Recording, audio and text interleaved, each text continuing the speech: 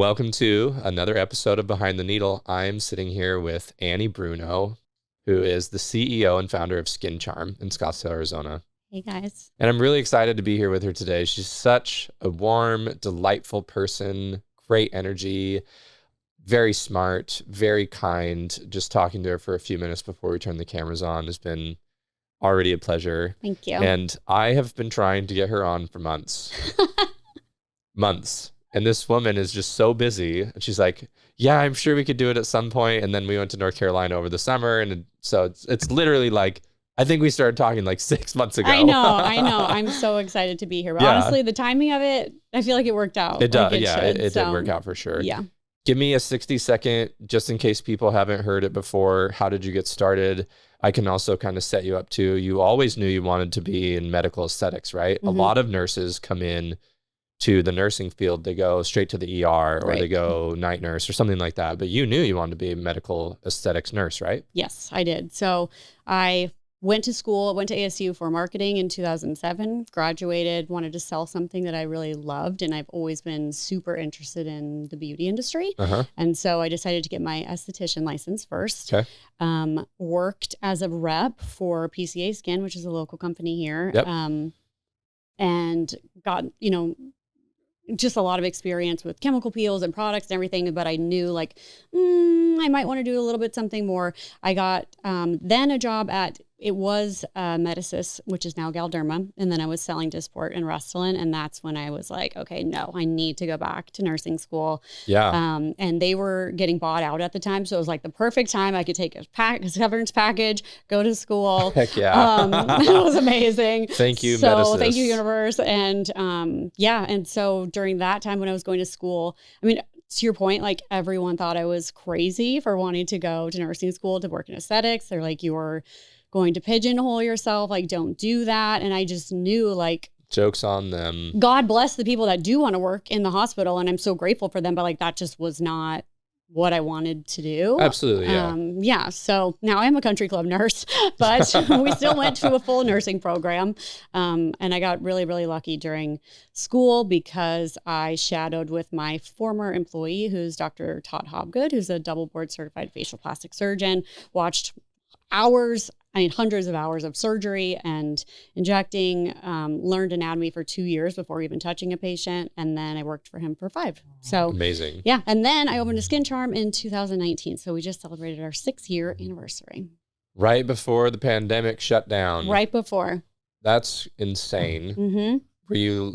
Did you ever wonder like, I'm done? So, I don't know. I think the world was such a strange place. I think that, we were nervous for sure, but we pivoted. So we basically, during that time, we just thought, okay, what can we do? Let's like work with what we can do. Sure. Started doing consultations online. We sold more SkinMedica than anybody in the state of Arizona. I can proudly say, because we love those products, but also we were just like, we have to work with what we can and we got to hustle. So it's not time to pump the brakes. So so we just did what we could. We did online consults for about a month, carried on, and then reopened when we could. So I want to tell you how cool I think that is, because I wasn't doing what I'm doing right now when that all happened. I was consulting and developing strategy for business owners on how they could use social media to grow. I don't do that anymore. I loved it, but I'm done. But when that happened, my business actually doubled instantaneously because people were like, what do I do with social media? How do I do this? Totally. So you had a brick and mortar, you were new. You were very much still in startup mode. Absolutely. And that had to be, and I have a lot of friends who I knew in that time and I saw what they were doing too. Way to go. Like, has anyone ever told you way to go? Like, way to go. You figured it out. Thank you. You really did. You figured it out. It was probably terrifying and you had to get very resourceful and scrappy, but honestly, you probably learned a lot about yourself. Totally. Probably learned what you could do. Yep. And when your back's against the wall, seemingly, and you had to do it. So do you feel like that experience, that you draw on that with how you run the business today in any way? I think... How did it change the trajectory of what you were doing versus what you do now is my question. I think, to be honest with you, I've always had, I am like, I'm a worker bee, and Okay. I have always worked as though I own the business, even when I worked for other people. That's just kind of like You are a in rarity me. then.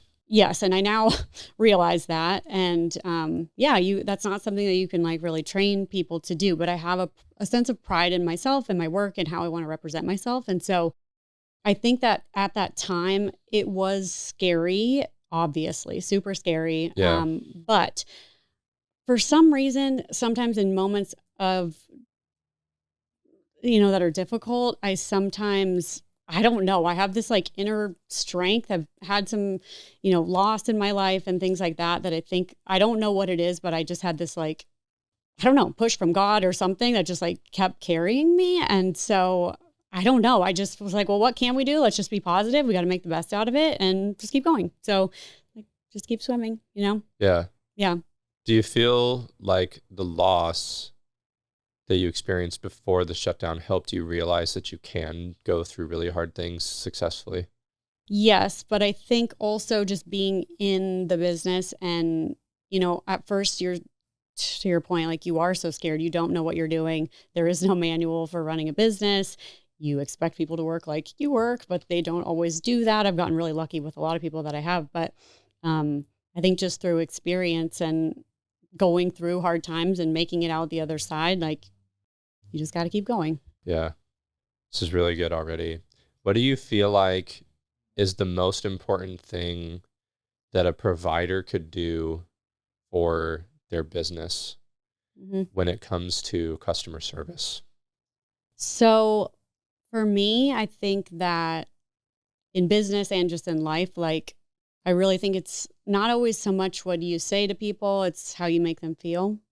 Like with Skin Charm, my intention with building that space and providing gold standard treatment options and, going above and beyond in patient care and safety and, procedures and anatomy. Like it was very important for me. The reason my business name is Skin Charm is because I'm super like inspired by like the South and like Southern hospitality. And I think it's just warm and fun. And it was like a nice way to kind of tie it into my brand. But I think like giving people that little something extra, to take away and go back out into the world and spread joy and I like like that. kindness is kind of my mission. So yeah, I think just making people feel like they're at home, I think is really important. Making people feel like they're at home. I like that too. I don't know if I was taught this or if I just learned it truly. I've learned though that if you want to retain clients, every point of contact that you get with them, you Mhm. have to make them feel like they're your only client, Totally. or that you really mean more to them than anything else in that moment. hmm And in any situation, really, and that's when people really will feel that genuineness about you, right? Yeah. But I jokingly say with one of my customers that, and he calls me a lot. He calls me a lot, but it's good. It's good calls because we strategize. We talk about the AI that I use. We talk about our ads. We do a lot Yeah. of stuff. And I'll jokingly say at the end, yeah, I'm happy to do that. I mean, you're my only client. Yeah, exactly. And he'll laugh every time. Right. And he knows that he's not, but also like he does feel like maybe it's actually possible because of the Absolutely. attention that I give him. And I'm not recommending you, as a business owner, go out of your way to communicate with people if it's unnecessary, but where it is with those key relationships, do it. Absolutely. Whether it's a vendor or a rep or an employee or a customer, whoever Yeah. it is, right? Like find those. Thank you for sharing that. Yeah. I have a follow-up question too, because you've been doing this for several years now. You've had a lot of different experiences, hmm many good, many bad, I'm hmm sure, many uncomfortable, we should say. Totally. Would you say that you've developed, this is kind of a yes or no question, would you say you've developed somewhat of a thick skin when it comes to being a business owner? Yes. I think that it's a muscle I'm still working because I do deeply care about people. Yeah. And I'm sensitive. So yeah, but yes, I think so. It's getting better. How do you handle conflict, or if someone needs to be talked to, right? hmm Because I think everyone has that problem who's softer person Totally. that cares about people and isn't just some bruiser who's going to walk in there and, break all the china, right? Like, Yeah. how do you handle it?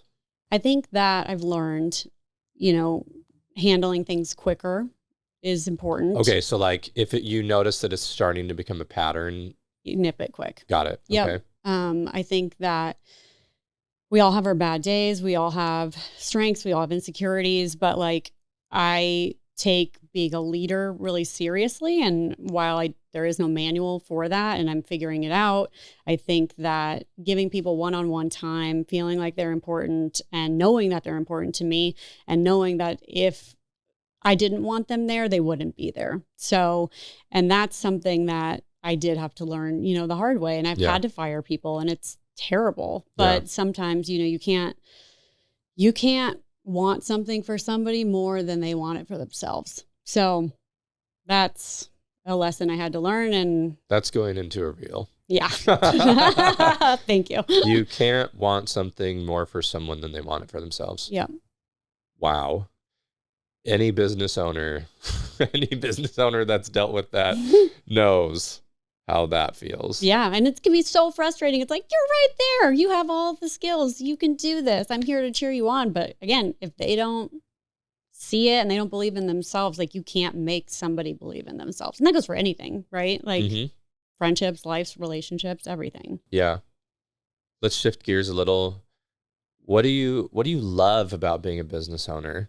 Yeah, I think like, why do you do it? So many things. Like, I love the aesthetics industry, of course. Like, I love being able to positively affect and impact the industry in, a way that respects people's natural anatomy, keeps people looking like the best versions of themselves, keeps people, energized and feeling good. So that's really fun. I think I'm an anatomy nerd. So like, and products and science. So I love that. I enjoy that. But I also am super creative. So I did go to school for marketing, as you know, and like I really enjoy branding. And you have great branding. Thank you. It's something that I really, truly enjoy. And that's something that I'm hoping I can continue to dive more and more into as like the brand continues to grow. I think being a leader and leading a team and helping people grow and see them realize things about themselves and see them feel their wins, that's really rewarding too. That's awesome. Yeah. And you told me before we started recording that you do trainings for others as well. Yes. Is it more just like, this is how you inject? Is it, this is my SOPs, like this is how we operate, these are our processes, like how involved do you get? It's, the thing with aesthetics training, I love training people. And when this industry really started to grow during COVID, I'm sure you probably know this, but aesthetics grew by 300%. And so there was this mass explosion of all these injectors and all these people that wanted to get training. And I love training, but I ethically felt almost bad taking, $5,000 to $10,000 to $15,000 from people for a one-day course and then sending them out into the world if they didn't have somewhere to work. So for a long time, I didn't do one-on-one trainings, and I am a national trainer for Allergan Medical Aesthetics. So that is the makers of Botox and Juvederm, which is such an honor to represent that company. But I have been focusing mostly on just going out and training providers that are already established and have a place to work. Okay. I have had apprentices and they have worked for me. And I now just had one, she's about to get done and she's amazing. And she's going to be working at Skin Charms. So cool. As we continue to grow the team, I will start to do more one-on-one trainings and like in a way that I feel aligned with, that feels ethical. Yeah. That's remarkable. You are a rarity. It just feels right. To stare at someone who's literally offering you $5,000 to $15,000 and saying, will you train me? Because they know you know what you're doing. I mean, wow. I mean, what do you do? Like as a human being, I mean, we've all been wanting to start and I totally get that, like, and appreciate the hustle of people wanting to invest in themselves. But like, unless you have a place lined up to work, I would feel horrible taking your money because you're going to forget everything I teach you and you're not going to have anybody to practice on, And I'm sure there's a lot of injectors that have done that and that makes me a little sad, but it's all right. Makes me a lot. It makes me a lot sad. Yeah. Yeah, totally. Me too. That pisses me off. Right? It does. And it also, I think, like, there's still, so many things to that, but it's like, I really don't think it's ethical either, probably to take a 4-hour course and then go open a space in a suite by yourself and be a nurse injector either. Like, how long does it realistically take to learn? I'm still learning every single day, right? Let's say that, yes, that's true. You're learning every single day. However, you own the business, you train others. So like, what do you think? Because we know that there has to be some time, specifically for injections, like injectables, injectors, there has to be some sort of standardized curriculum that gets passed countrywide that is mandatory for people to take, whether it's like a 6-month course or 3 months, or, you have to do shadowing, you have to have an internship, like that's got to come down. I don't know who's going to create it. I'm sure it's going to be done at some point. I know. But what do you personally think needs to happen for someone to be ready to poke someone's face?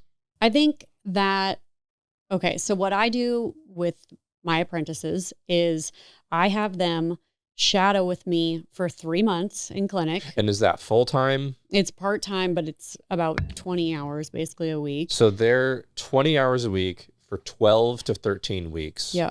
They're watching you. Watching. Asking questions. Yes. And listening. And that means like learning how to reconstitute Botox, learning anatomy. They're learning placement. They're learning the patient consultation, which is honestly as important as the treatment itself. Well, if you're talking business-wise, it's more important. Totally. Agreed. Yeah. They're learning aftercare. They're learning complication management. They're learning, and that honestly has only been Botox. I haven't even touched into filler yet.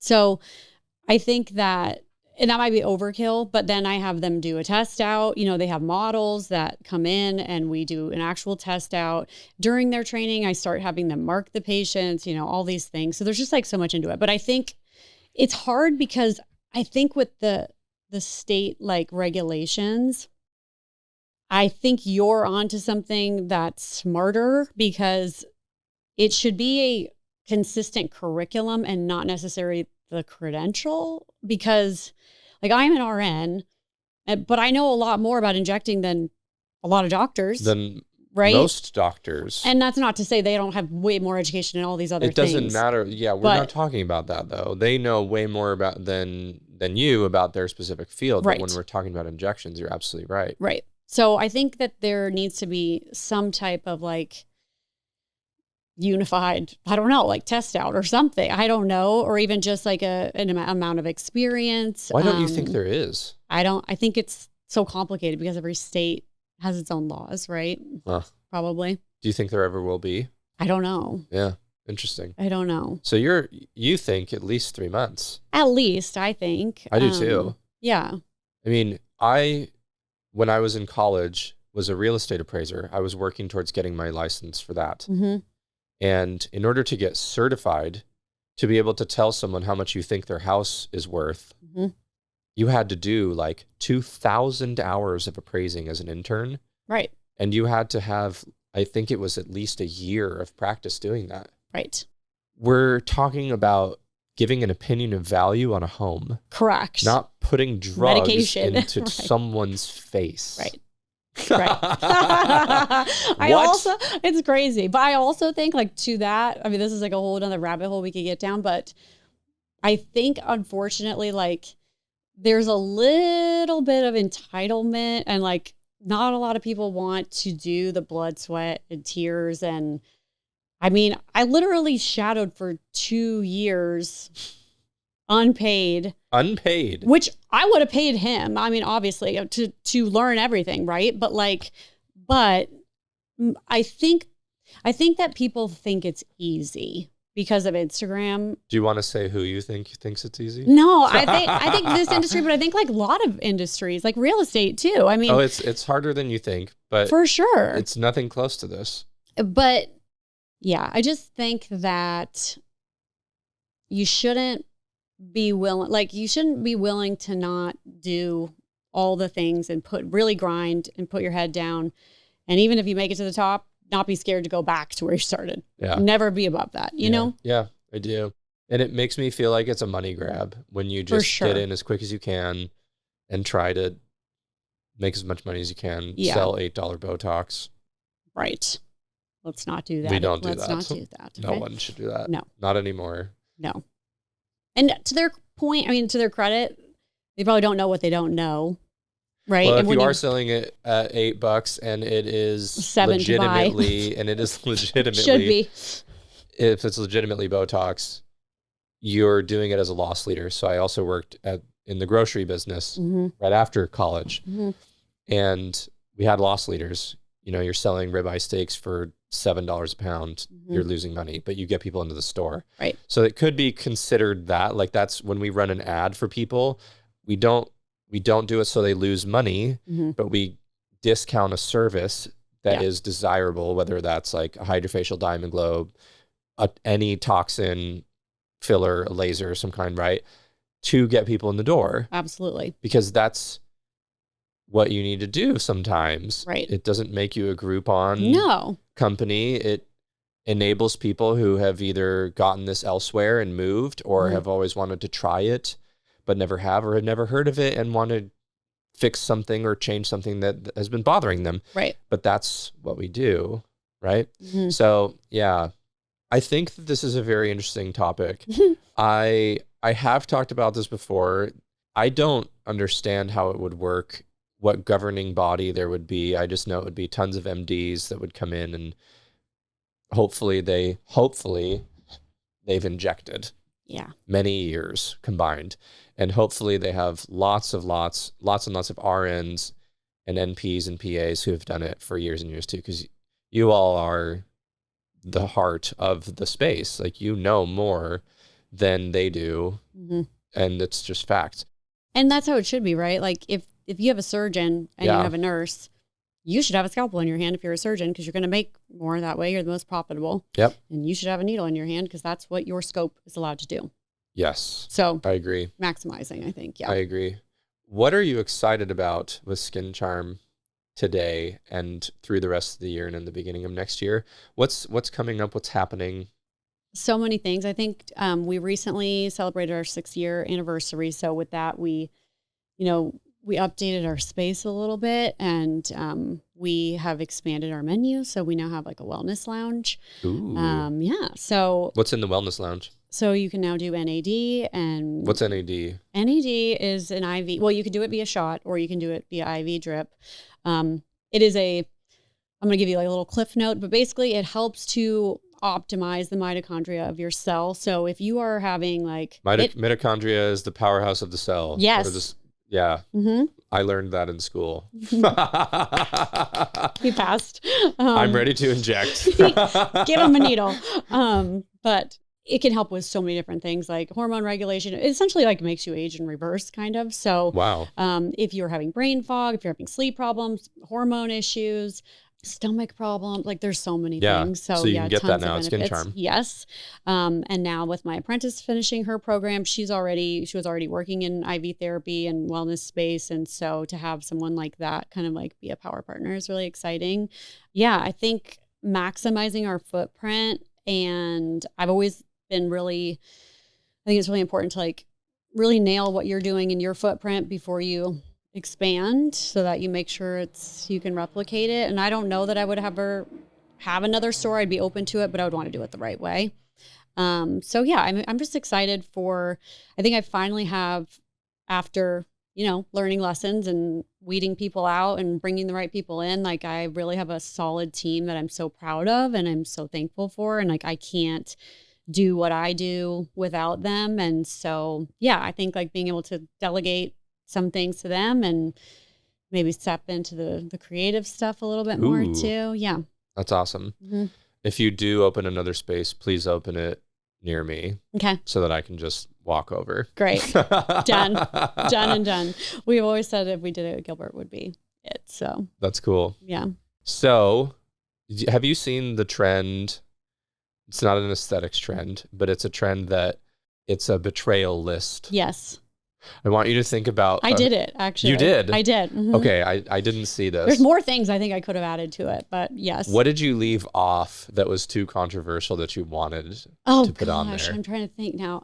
Like what? And for those who don't know what a betrayal list is essentially something that betrayed you, whether it's you thought that it was going to be something amazing and it turned out to be garbage, or a lot of other people think that it's amazing and you just don't get it. Mm-hmm. It could be bad. But what did you leave off, or what is like the juiciest thing that you had on there? I think I said, and I've never had this done, but I've seen so many patients have poor results with radio frequency microneedling, so I put that on my list. Radio frequency microneedling in general. Yeah, and I probably should say there are definitely patients that are good candidates and in the right provider's hand at the right depth and the right amount of energy. I'm sure it's fine, but it makes me a little nervous. I've had a lot of patients that have not had good results with that. Well, recently there was something that came out. Lawsuits, yeah. So I've never brought that out. So I never let my patients be the guinea pigs. I always make sure that there's either clinical data to support something I'm bringing on, or I let the market kind of do the research. So you probably saw stuff about PDGF recently too, how it's topical injected. Some people were injecting it. And PDGF, just in case they don't know, is essentially PRP that is synthetic, is not real, but it is 100 times more effective, potent, but it got pulled because it hadn't gone through the FDA, and people were like, whoa, wait a second. And people freak out. So I think I put on my betrayal list, the first thing on there was surgeons saying that surgery is the only answer for I thought you were just going to say surgeons in general. Period. No, I love it. I love a surgeon. No, I think that saying the only way to get a result is through surgery. Yeah. And so with the market exploding the way that it did, I do think that, during times of recession, typically surgeries tank.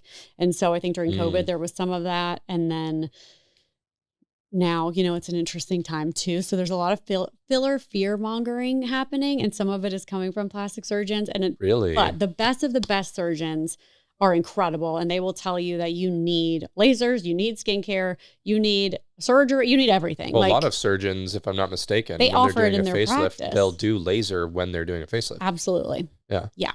The ones who know what they're doing. Yes. So I like naming names. I'm trying not to, because I know what some people do and I know what some people don't. Exactly. Okay, so what else is on the betrayal list? Let's see. Man, you put me on the spot here. I like think to do about that. This. Or what do you? What I think like the injectors that put up all these MRIs of people with filler in their face as a way to scare people. To see like, oh my God, look at all this filler. Look at what it looks like on an MRI. But then you don't show the after of the patient like looking bomb. So really it's like, that's just their collagen stimulation. So that I don't like. Yeah. That I left off my list. The injectors that contributed to filler fear. You are on the betrayal list. You're going in the burn book. Is there any other one? Oh man. Trying to think of any other procedures that I just like don't love. I really want to say one. Say it. Do it. Because I know that not everybody's doing this. Okay, what? It's the people who are selling something who make it seem like it's so easy to make your money back. And I'll leave it at that. But I've seen it firsthand, and I've seen all different types of stuff. So no one will know. The companies that try to tell you that it's easy to make your money back? Yeah, it's easy because this is the demand and this is this. Yeah. When you're a sole provider and you're just starting out too, like let's say the first year or two. Yeah. And your cash flow is sustaining you and it's maybe giving you enough to put a cushion or some in the piggy bank, but you still haven't hired your second person. Maybe you have a part-time front desk. And you jump on to something like this thinking that it's going to be easy when you don't have a sales background. You still feel intimidated and pushy and icky when you're trying to sell someone something. That is catastrophically detrimental Totally agree. to their business. Or they don't have somebody to run it. Like, don't buy a laser if you don't have someone to run it for you all day. Yep. And if you don't have the demand of the people. The reason that I love what you said about you let the market test it first, or you have done your research in and out, upside down first before bringing it in, is so smart. You don't always have to be the cutting edge, brand new person to have and offer everything. No. You have to know how to use what you have, how to take care of your customers that are in front of you, like we said, and how to get them to come back. Right. So that they actually really do need to come back. It's like trust building. Trust building. And the way that I have seen the best people do this is because they actually give a real consultation and they're real people and don't stack 15 to 20 patients in a 10-hour shift, 8-hour shift. You can't do that. No. You have no idea anything about these people if you're doing that. Right. So I really love that you do that. And maybe that's how you run your schedule. I have no idea. No. But I guarantee you that even if you did, you still know more about them because of how you've been answering these questions. Yeah, it's just you become their, I mean, you're so much more than their injector, you know? It's a therapist. Yeah, almost, you are. Right? Totally. Yeah.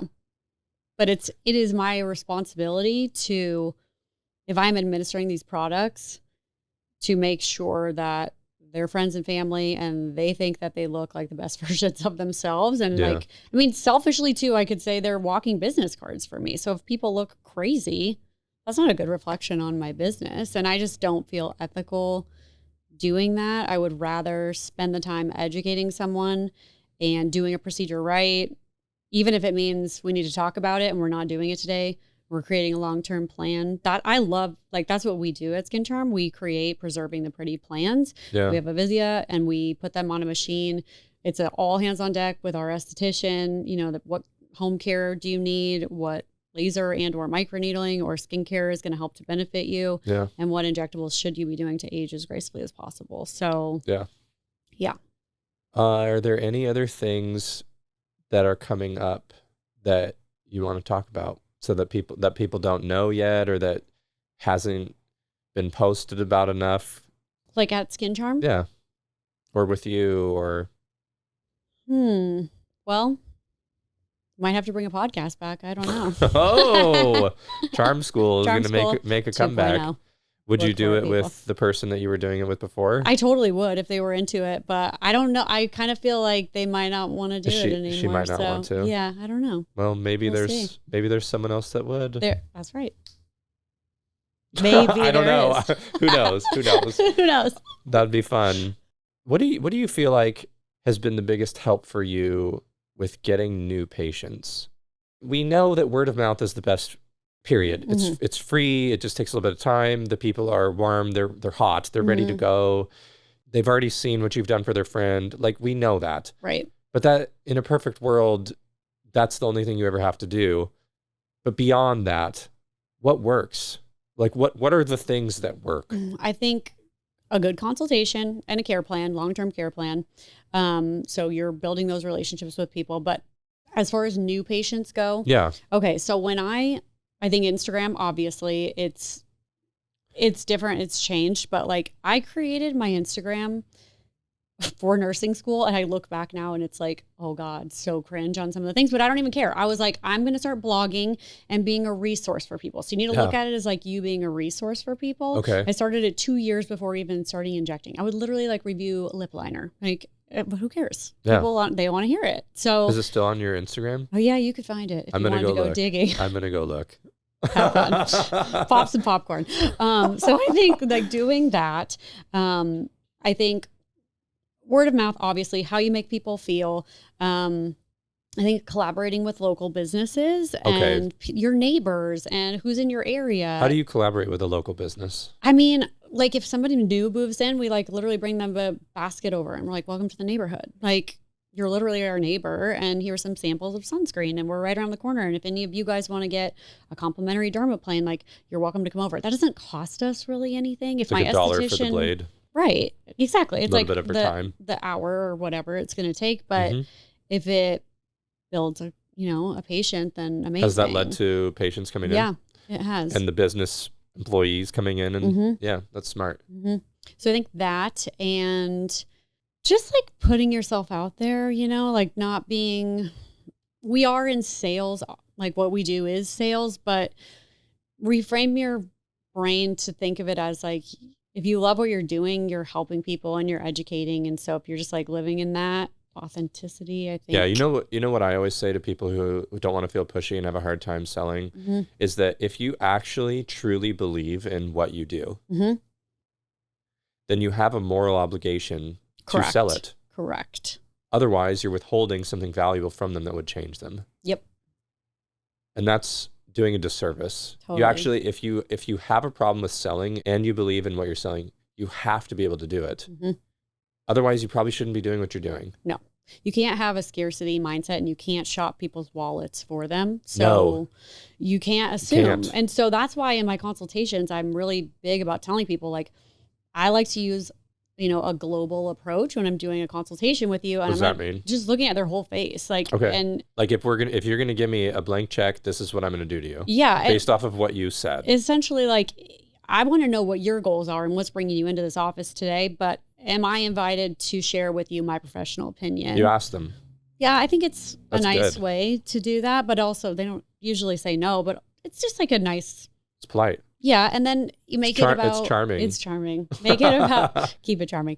I think make it about the education, and again, I'm like, there is zero pressure to do anything today, but I would rather you do this right than not than half-ass it. It's like painting a room with a half a can of paint. Like, you might get a little benefit, but you might not see that much of an impact. Wow. I'd really like that too. You can use it. Well, I've always said, thank you. I've always said you should never assume the budget of the customer, because if somebody wants something badly enough and they believe that it's possible for them to get the result, then they will buy it. For sure. They'll find a way to do it. For sure. And it's none of your business how they get it. Mm-mm. Doesn't matter. No. But that's what you have to do, is just not assume. And not know the value of what something might be to someone, versus what it might be to you. Absolutely. I have one more final question. If today, for whatever reason, was your last day injecting, what would you hope that your legacy is that you would leave behind for your customers? I think... It's not, by the way. She's going to be injecting as long as she wants. Thank you. Don't worry. I think that injections and skincare and all of the resources that we have are a tool to help you feel like your most beautiful self. And hopefully that is to match the energy of like what's going on the inside. Okay. So I think just never placing obviously more value on what you look like outside than what you look like inside. And I think staying authentically looking like you're like you. Like, it's really important for me, for my patients, for them to look like themselves, because we don't want this, like, the Kardashians are gorgeous, but like, we don't need this copy paste model for every single patient. And so I think it's so important for myself and for other injectors to keep patients looking like them and keep them looking unique and keep them in their authentic version of them, I do. I have one more question. Go on. What's more important to the health of your skin, washing your face or SPF? Well, you can only choose one. What are you doing? Well, you have to have SPF. So I guess if you're layering it on top So of you're saying dirt, that's okay. So you're saying you would choose SPF and never wash your face again over only washing your face and never wearing SPF? I mean, well, is the sun controllable? Like, am I in the shade forever? Am I in full sun? You live a normal life. I think you have to wear sunscreen. Wear your dirt and your sunscreen, because if you're not doing sunscreen, if you're not using good products, like, okay, if somebody were to come to me and they were like, I want to do Botox, but I don't care about taking care of my skin, I would tell them it's like making a bed with dirty sheets. Like, do you turn them away? Point. Well, I just tell them, like, what I ask, like, what are we doing for our skin? And if they're not using things, like, well, maybe we should use your budget for that first, and let's prep your skin before. It's going to the gym and eating Taco Bell 6 times a day? Right. Is that the same thing? I mean, pretty much? Yeah. Okay, well then another question. Top 3 products that you recommend for skin? Do you want to name a brand or? I don't. Okay.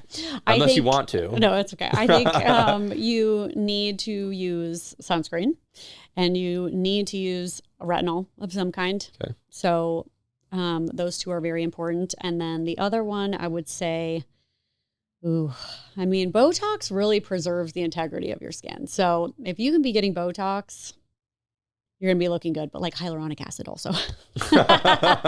Why is it that providers can never stick to just 3? Yeah, it's so hard. If I had to, it'd be HA, retinol, and SPF, but like also get your Botox. 3B is Botox. Yes. Okay. Mm-hmm.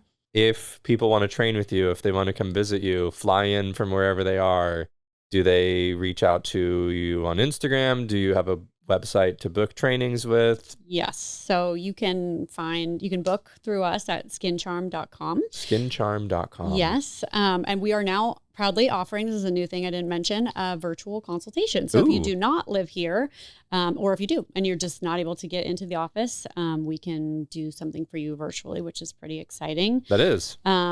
So you can do it through our website or you can come into the practice, and then you can find us on Instagram at skin.charm, or my Instagram handle is at Nurse Annabelle.